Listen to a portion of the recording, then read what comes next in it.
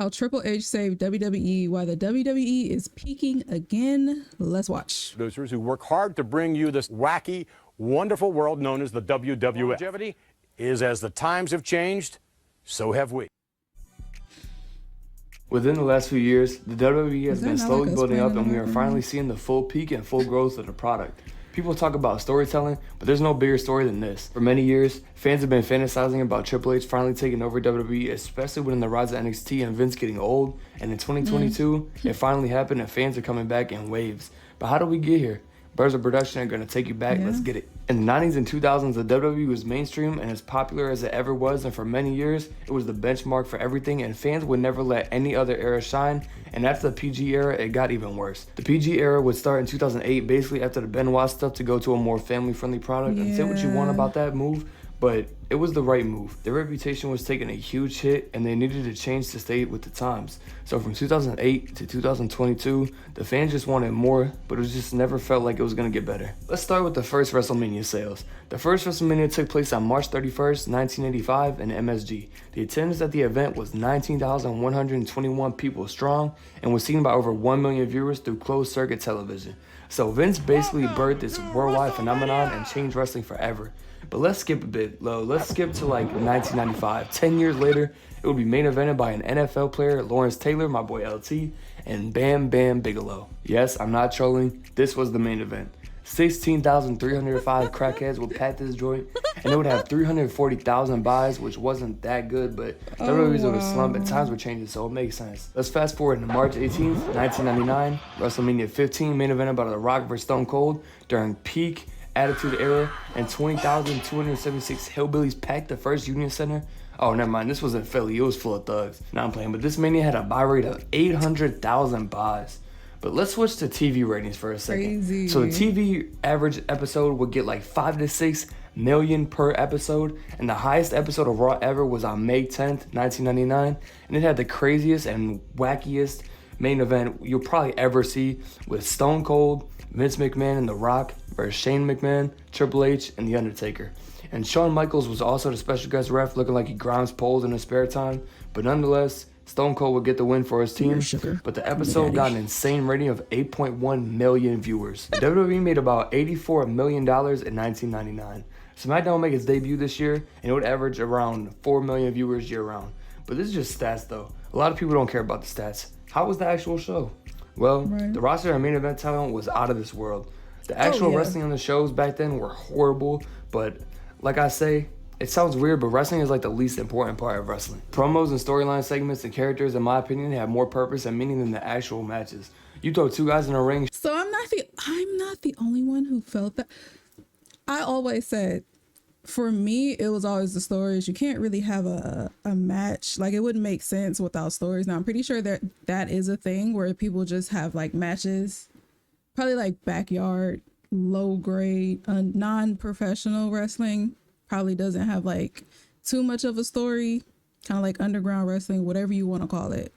But for me, it's always been the stories. Like, what is it leading up to? Like, the matches I like, but I always care more about, you know, the story. So it's nice to know that I'm not the only one. I know a lot of people, they care more about the matches more than what's going on, like with storylines and stuff like that. But that's always been me. That's what captured my attention and kept me, like, you know, watching every week, was like, you know, who's beefing now and for what reason, what's gonna happen now, because they used to do some like crazy ass things back then. So it's nice to know I'm not the only one. Sure, okay, it's cool, but you put a story in it, and now you have something to bite into. Yeah. But the stories at this point were at an all-time high. Stone Cold versus The Rock, Vince versus Stone Cold, DX on the rise going crazy, Taker versus Kane, etc. This was prime WWE/WWF for a lot of people, and it was just going crazy. Yes. Let's go to 2001. 2001 was the last year of the Attitude Era, and the WrestleMania that year is regarded as one of the most complete WrestleManias of all time. WrestleMania 17, or X7 for the diehards. 67,925 fans in Houston, Texas will pack the Reliant Astrodome. This show would take place April 1st, 2001, but it was not a joke. This show had a buy rate of 1.04 million, and in the main event, Stone Cold would line with his biggest enemy, Vince McMahon, and turn heel.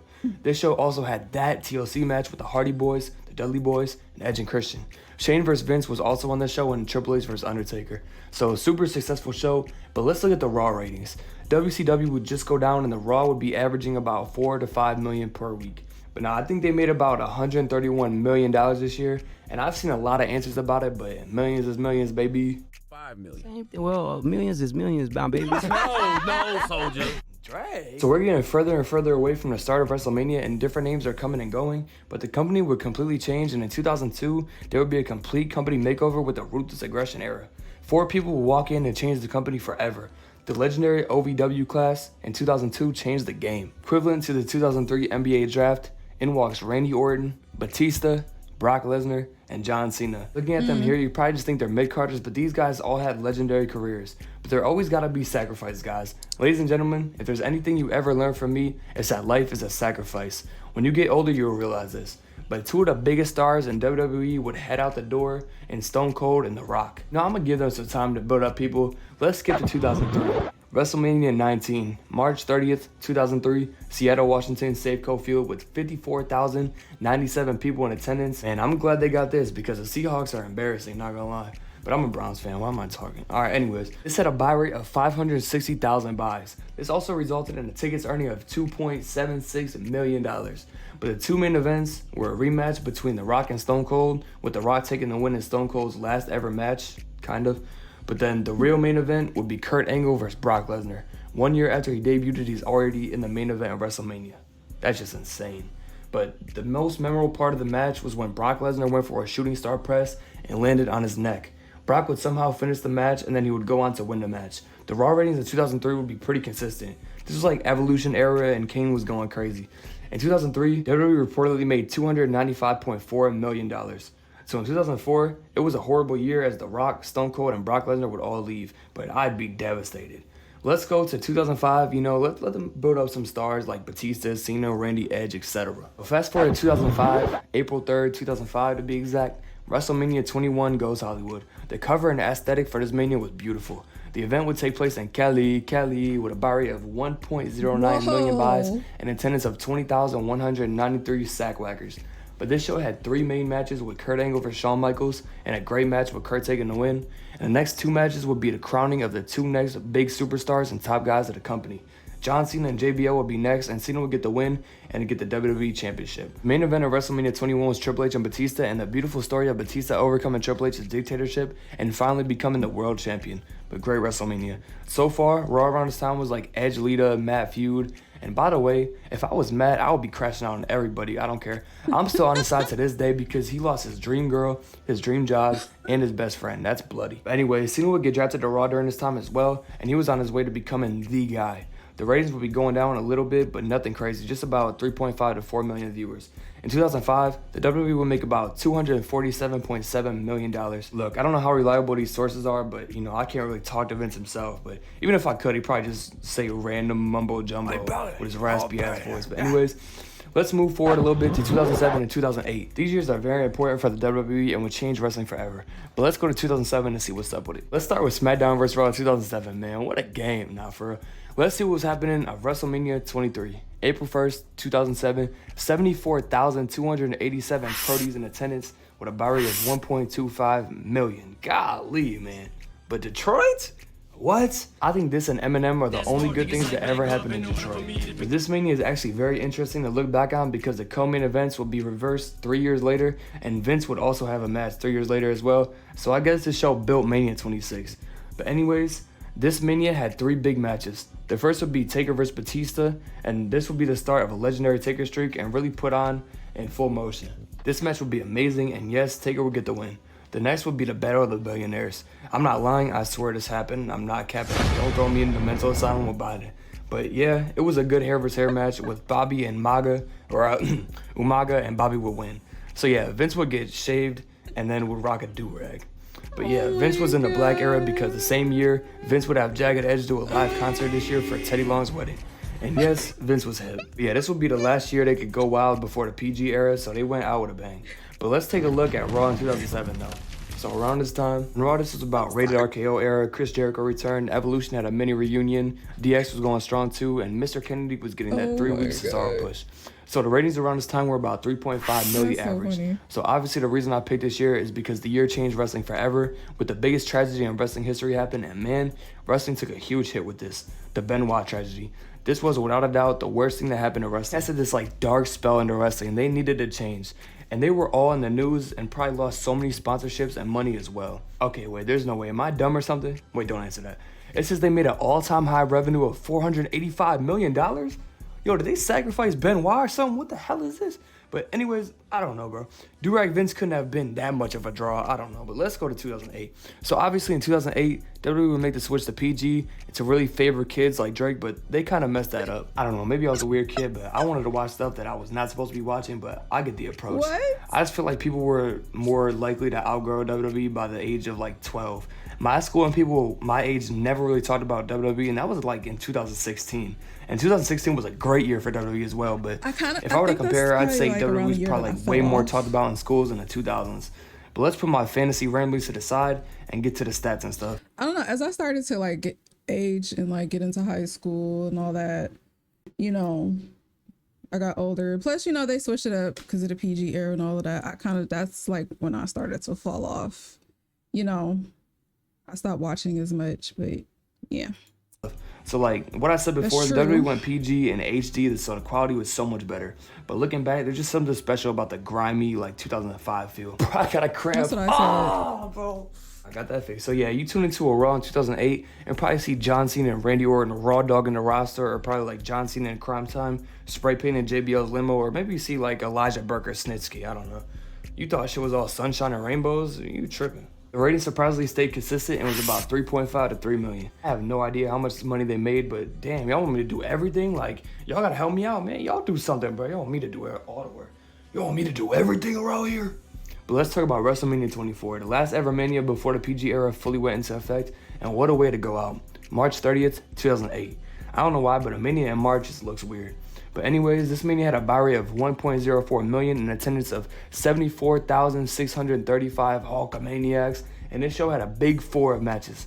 Ric Flair and Shawn Michaels would have a classic, and Rick would lose and be forced to retire. John Cena versus Randy versus Triple H would be a pretty good match, and this is like the only important triple threat match I think of that like I really don't like. I think it's because of John Cena should have won, but Randy would end up winning. Dog, the Big Show versus Floyd Mayweather looks like a clickbait thumbnail a random Indian kid would make. This match was very real though, and it did happen, and Floyd Mayweather would get the win after using the brass knuckles. Main event would actually be Edge versus Undertaker though, which is pretty surprising, but Undertaker would get the win and the World Heavyweight Championship. But let's get to 2011. So Taker was part-time, Triple H was part-time, Shawn was gone, Edge was gone too, and Cena was in the worst phase and Batista was gone. So, you know, we gotta make some moves here. But let's bring in Cien Carter and Lord Tensai. Good one, Greg, but yeah, at least we had CM Punk. CM Punk this year by itself will make him a certified superstar for the rest of his career. So the Raw ratings would be stable around 3 million viewers. And the WWE would also make about $483.9 million. But WrestleMania, man, do I even talk about this? Matter of fact, I have talked to the board of directors and we held a meeting and we have decided to not talk about WrestleMania 27. The board of directors are the voices in my head, but yeah, anyways, I'll replace that with John Cena and The Rock would start their legendary feud this year. Let's skip around, we some time travelers, gang. But we need a name for y'all, man. But anyways, let's go to 2014. A lot of people love the Ruthless Aggression and Attitude Era, but my favorite personal times of watching wrestling were like 2014 and 2016.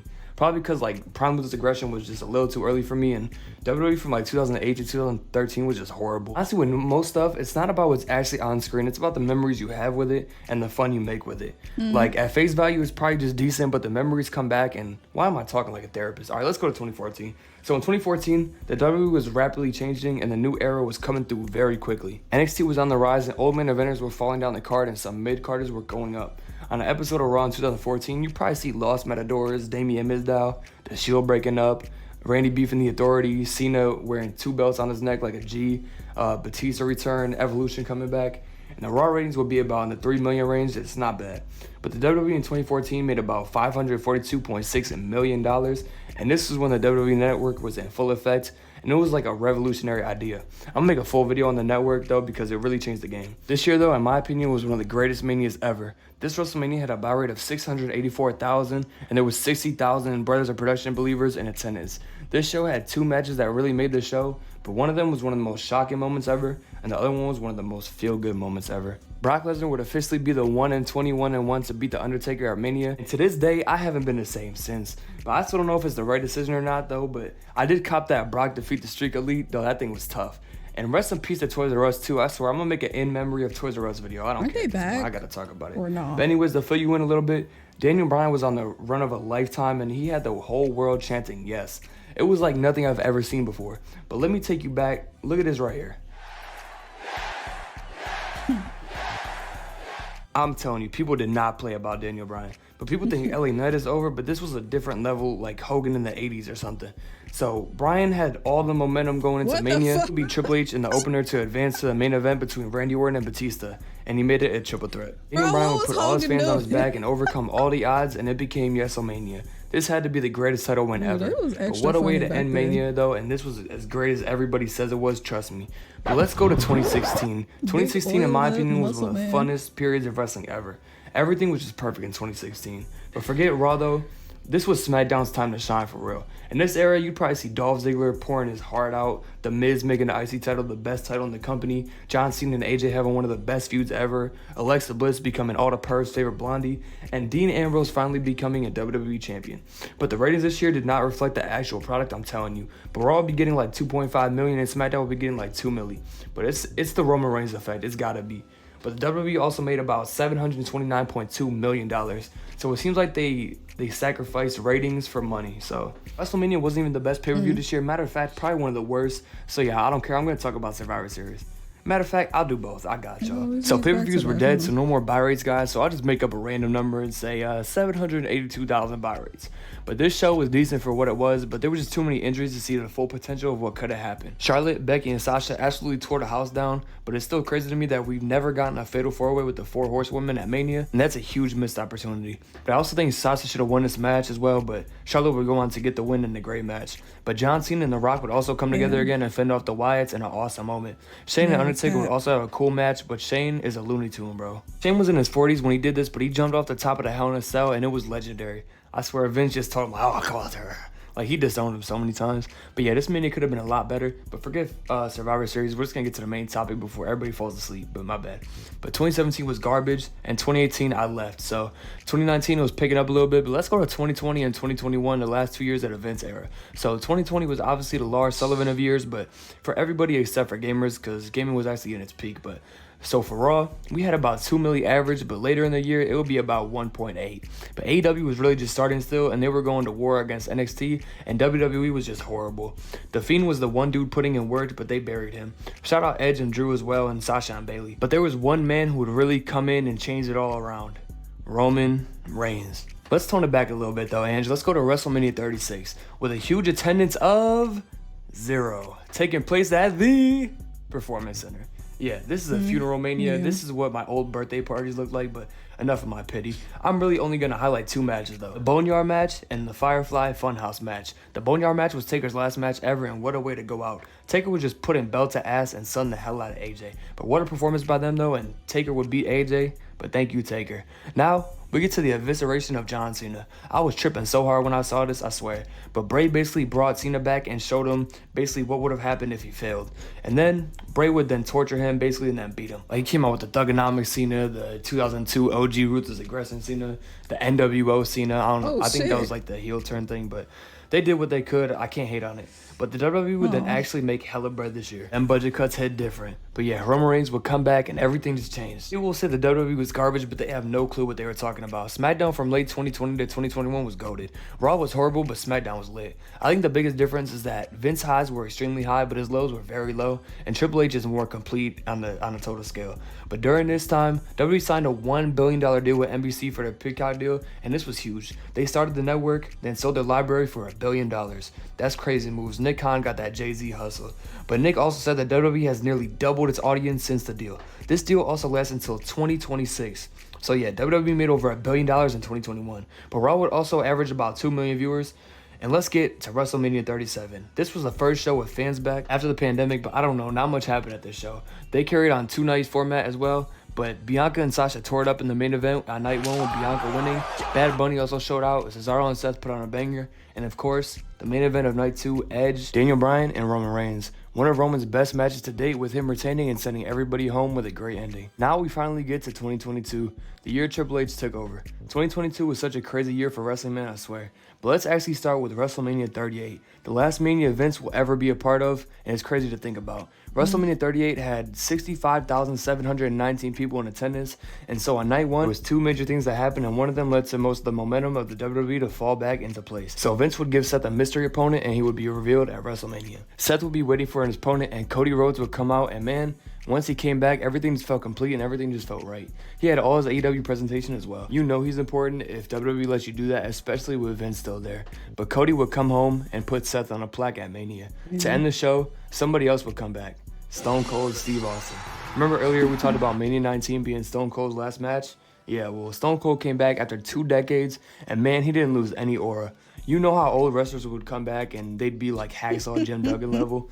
But yeah, this was not the case. They did everything right, and he came out at the ATV, and the best part was they did a brawl and not a real match. So Stone Cold would win, and man, what a great way to close the show. The 2 major matches on night 2 were Roman versus Brock and Theory versus Pat. Theory vs. Pat would be a really good match, with Cole's commentary for Pat being so wholesome. But Vince would come out, and then somehow it would be Vince versus Pat McAfee. But yeah, this was insane. Vince would beat Pat with a punt, but it still wasn't over. Stone Cold would spin the block one last time on Vince. In a matter of minutes, Stone Cold will go on to raise hell and hit one of the worst stunners of all time and one of the best stunners of all time.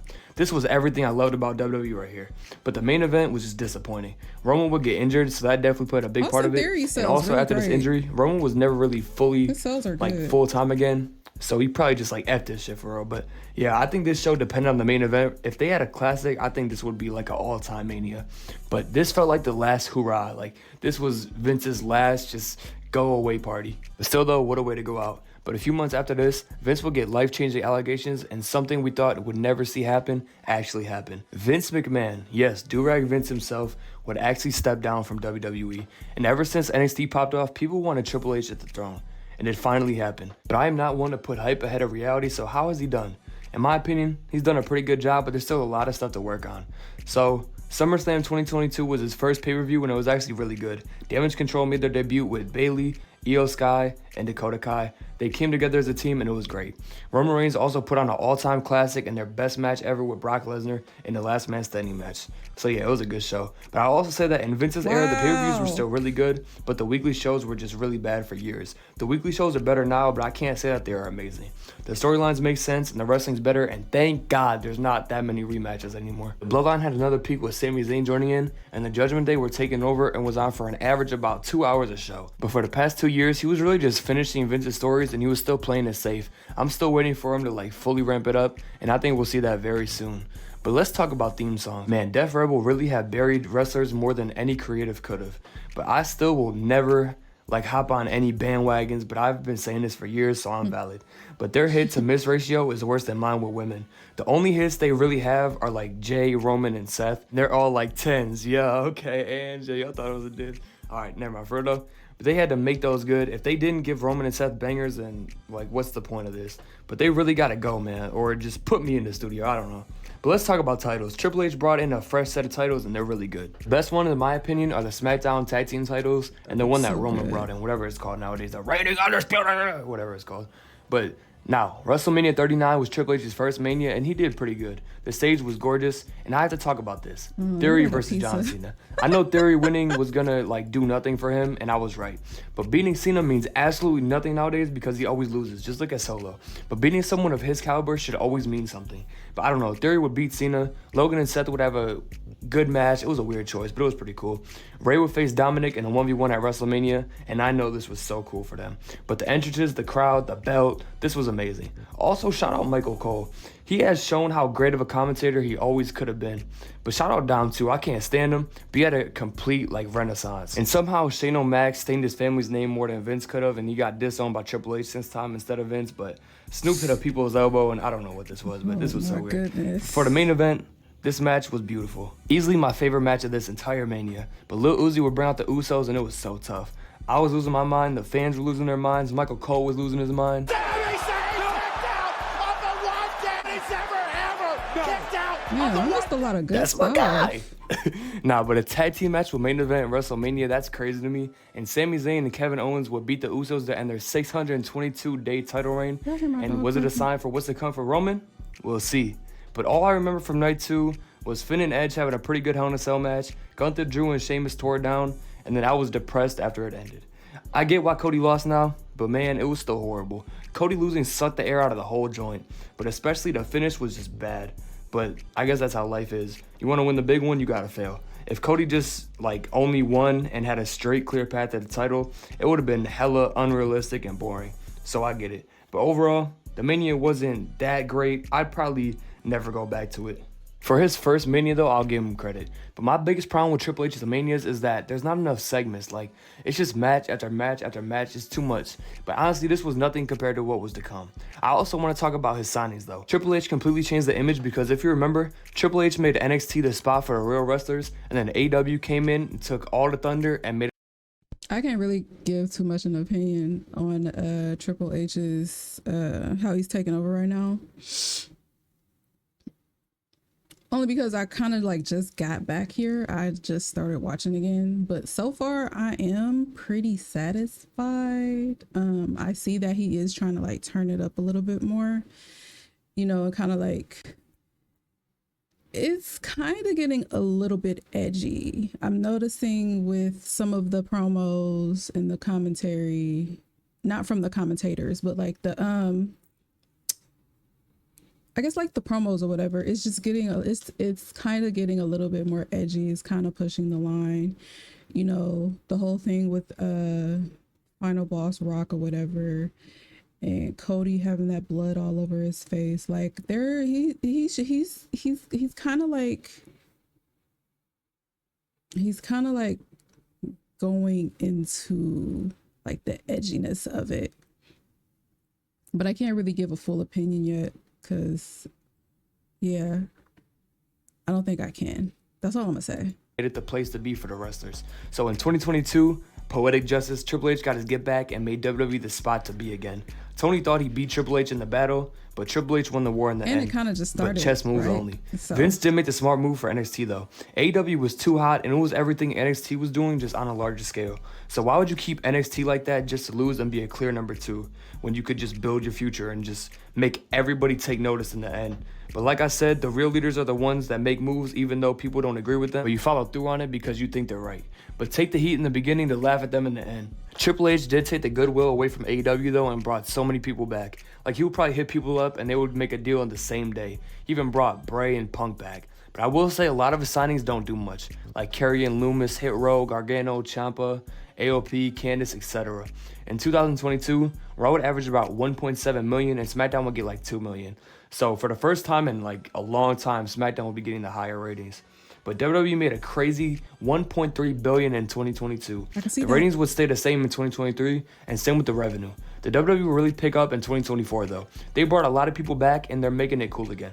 A lot of people don't even care if it's fake, they just want to be entertained. On the flip side, there's a certain group that will never budge because they don't get it, but a lot of people don't even care because they got a lot of nostalgia tied to it. The turning point in the WWE, in my opinion, will be when they brought The Rock back, and they're also making major plays as they sold the TKO, and they're moving Raw to Netflix. That's going to be a crazy move. I don't know how that's going to work, but the online wrestling... Look, I'm going to say this. As somebody who watched reality TV shows and Love and Hip Hop and shit like that, a lot of that stuff be scripted and fake, but make it good. I don't watch Love and Hip Hop no more because it's just annoying. But I'm just giving an example of reality TV shows. As long as it's good and the stories are good and it makes sense, you know, you can keep my attention. I don't care. I love the whole Bloodline story and where it's going. The whole Cody Rhodes story and how that played out with him finishing the story. Now we're you know, in a new chapter with Solo and Roman is out. So it's Solo is taking over, but it's did Roman say that? Okay. But yeah. As long as like I said, the storylines are good and you got my attention. You know. And other stories too. not just the bloodline, but that's just an example. That's the biggest one for me. Like the Judgment Day is starting to get better for me. LWO, I don't know. LWO story is kind of like, I'm trying to get into it or whatever what's going on with them, but I just can't, honestly. So yeah, but I never really cared that it was scripted. Streams hit different. But care. The Rock turns up to WWE and basically made it his. The Rock would come back, cut Cody, and accidentally spark a modern yes movement, turn heel, join the bloodline, have a concert, main event Mania, and terrorize Mama Rhodes in the process. This whole feud brought the WWE back. The Mania 40 press conference was incredible, and this feud saved Cody's star power in the spot as well, because one thing I thought was last year, I thought Cody couldn't get any bigger, but I was wrong. Cody was as over as ever, and the Cody crybabies were on his side, so it was his chance to get his get back. WrestleMania 40 was incredible. One of the main events got thrown away because of Punk's injury, but you wouldn't even be able to tell. Night 1 started with Rhea Ripley and Becky Lynch, and Rhea is such a star. Rhea would beat Becky and start the show off with a bang. Yeah. There was a 6-pack tag team ladder match, and boy was this fun. Going into WrestleMania, I was so scared that they weren't going to do like a ladder match. I was hoping and praying, because ladder matches at WrestleMania hit different, and this match stood out. Like, as a non-wrestling fan, you... Sorry to pause so much, but I just have to say it. For me, what's kind of missing in like the modern wrestling is like, back then, whenever a wrestler would do like a crazy stunt or whatever, I kind of miss like those flashing lights, the photographers, like the lights from the photographers. To me, that like really highlighted a moment. Like when Kurt would do a moonsault, it'd be just flashes everywhere, just flash, flash, flash, flash, flash. Whenever somebody would get put through a table, you would see like flashing lights and photographers going. To me, that highlighted a moment, that made that moment even bigger.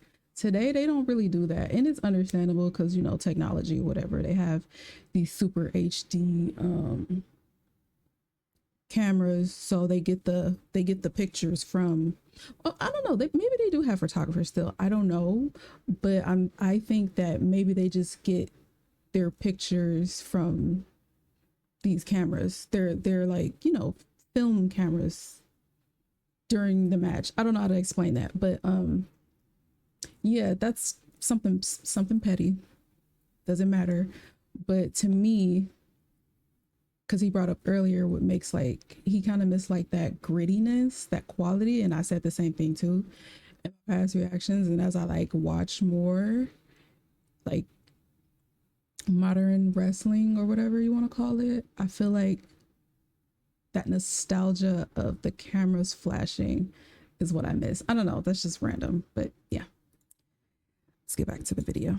You could just see this and be like, damn, they're going crazy. Like, this appeals to every demographic in the game. But Theory and Waller win the SmackDown tag titles, and the Awesome Truth will win the Raw tag team titles. Theory is my boy now. I used to hate him, but he's kind of tough. But Jay vs. Jimmy had a 1v1, and I really wish his match was better. It didn't hit for some reason, but it's okay. But Jay made her Mania debut, and she's going to be a megastar. People who watched AEW knew what she was capable of, and hopefully she could get used to the WWE style, because it looks like she was built for this shit. But Sammy would then end Gunther's legendary IC title run in a great match. And then the Bloodline would go crazy, and the fate of Roman and Cody's match at night 2 would be decided here. They had an hour-long brawl, and the Bloodline would beat Seth and Cody. Roman would also spear the Rock, and I think that story isn't finished yet. But Rock versus Roman, the dream match everybody wanted, Mania 41, do it Triple H. But night 2 was way better though. Seth vs. Drew was a banger, and Damian Priest would cash in and soil Drew's big moment. Perfect storytelling. This was a triple storyline entendre. It makes sense for Seth to lose as he was hella hurt. Drew gets his big moment but then loses it and drives him insane, and then it furthers the Punk feud. So this furthered like so much stuff in just one match. But Damian Priest finally unlocked the code to his briefcase, and he cashed in. He's probably gonna split from Judgment Day, or he's gonna be like a crazy leader, or he's gonna be a face now or something, I don't know. But Randy RKO'd Speed, and the main event was some of the best wrestling ever. John Cena, The Rock, The Undertaker, The Shield, kind of, and we're all in the WWE in the ring in a matter of minutes, and Cody finally finished his story. Great start, and an even better ending. 10 out of 10 show, and it destroyed last year's. Probably top 5 WrestleMania of all time. Maybe top 10. I don't know. I think it's top 5. I don't know. But yeah, man.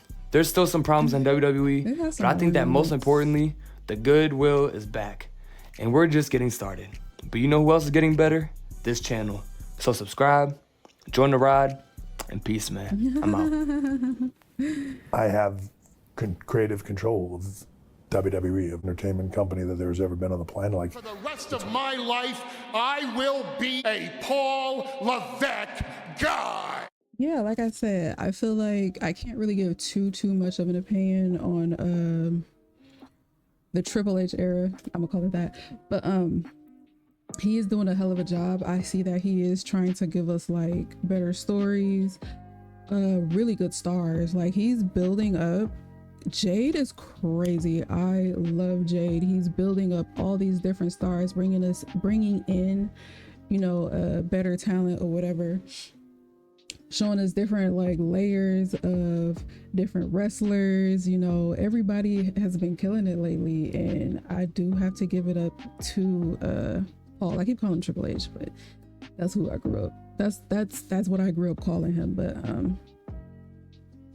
yeah, I'm excited to see how this goes. I trust that he is going to kill it and give us more things to talk about, because the fact that I came back the time that I came back and I've been impressed, I've been entertained. I'm not gonna sit up here and say like I've been entertained the entire time. Like, every single show has been just like banger after banger after banger, but you know, I am enjoying myself. I'm having fun with it. It feels fun. You know what I'm saying? Like, the PG era was a sad time. For real. So yeah, it's this new era that we're going into. I am so excited. I love what he's doing so far. And yeah, that's all I gotta say. Make sure y'all leave some likes and comments down below. Let me know what you guys think. I will see y'all in the next one. Toodles.